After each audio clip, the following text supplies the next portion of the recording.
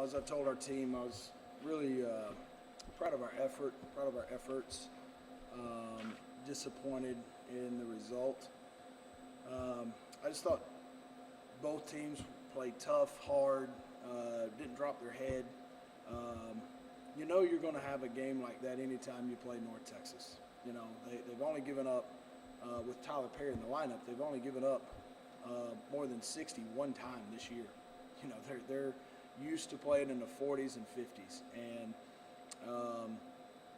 I really just thought that the difference in the game, I thought Dish was terrific, early particularly, and we really made some hay when Usman was out with foul trouble in the first half. The biggest 4 or 5 minute stretch of the game, though, was the last 3 or 4 minutes of the first half.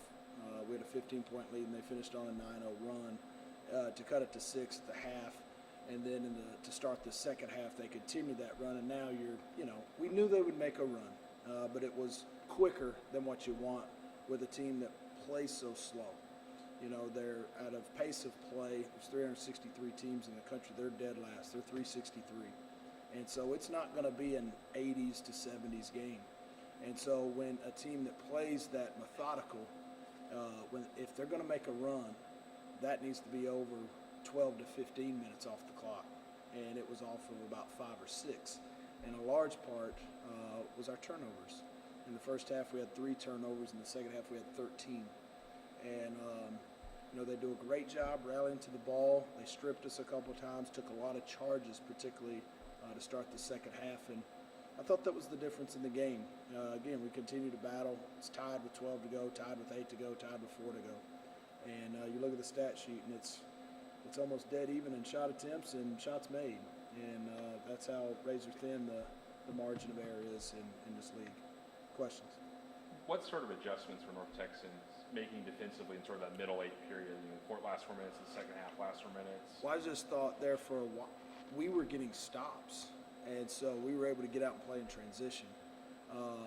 Then when when they started scoring, you're going against their set defense, and they are so good in half-court man-to-man defense. They just don't make rotation mistakes.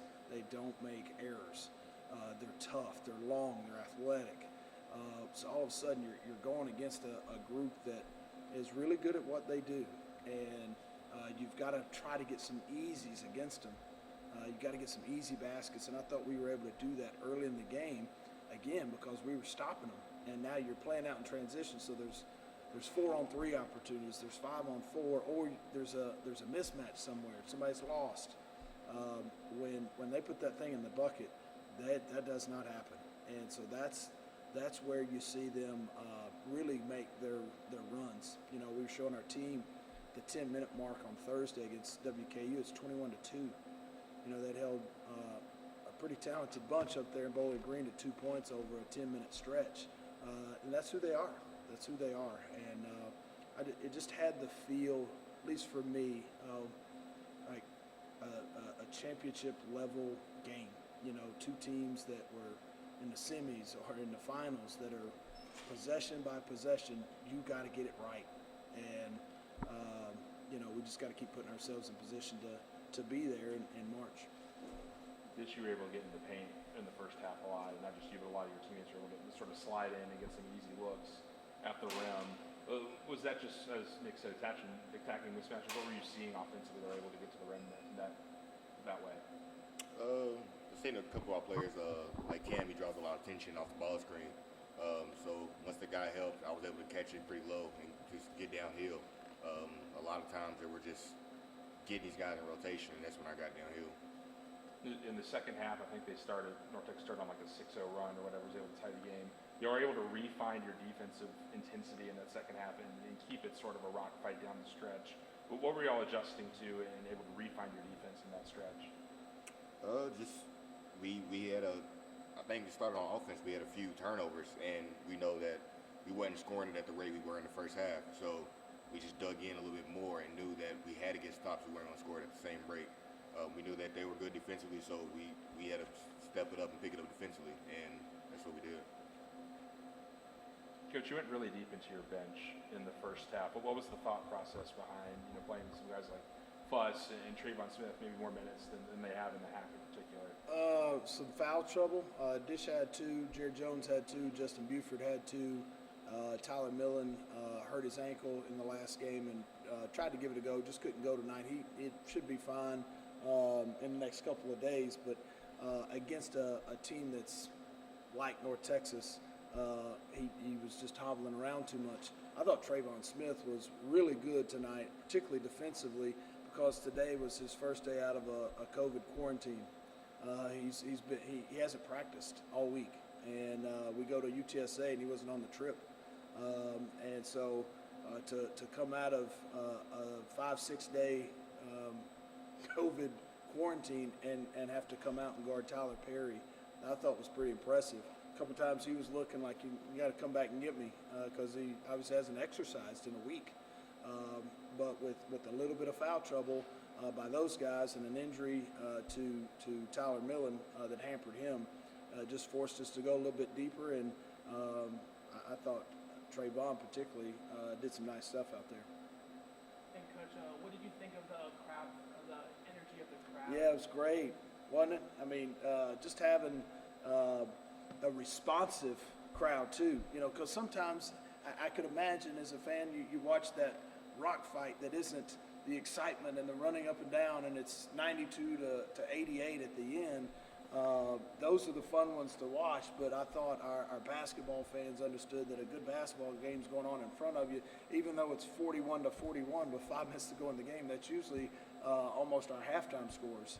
So for them to get behind our team feeds off of it. They really do. That's why we've been really good here for the last couple of years. Is our guys like playing here, and our fans have been great to us. And to show up when I'm pretty sure the Titans are about 45 minutes into the game right now.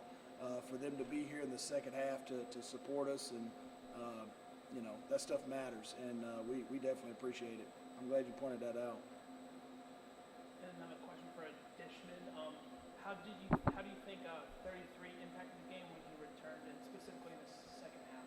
Oh, he's a good mobile big, and I think a couple times we got downhill. Even me, he was able to make people change their shot, and he blocked a few shots. He had a big block down the stretch. Yeah. So it affected the game a lot. It slowed us down on offense. It took a few possessions away just because of the way he was able to make people adjust and block some shots. DeAndre, 2 tough endings to the game in particular this week for you guys.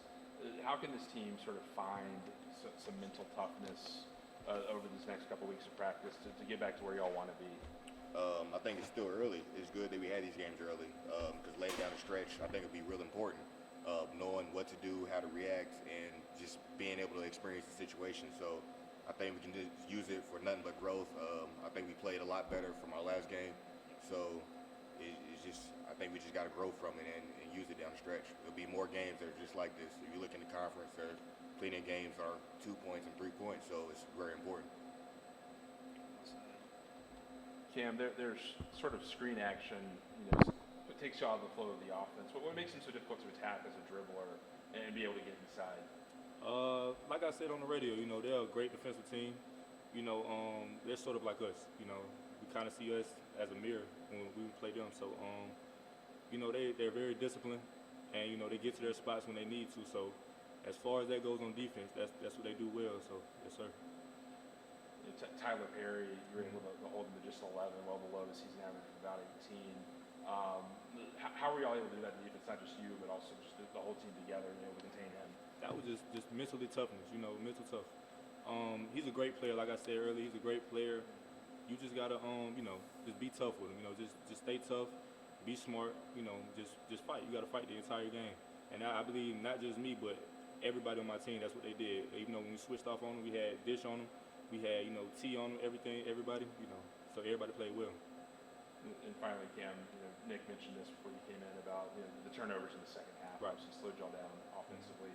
What's going to be key to clean that up this week in practice? It had a sort of a weird week with a Wednesday, Monday sort of schedule. Stay sharp in practice. Take care of it every time we can. That's it. Thanks, guys. Thank y'all.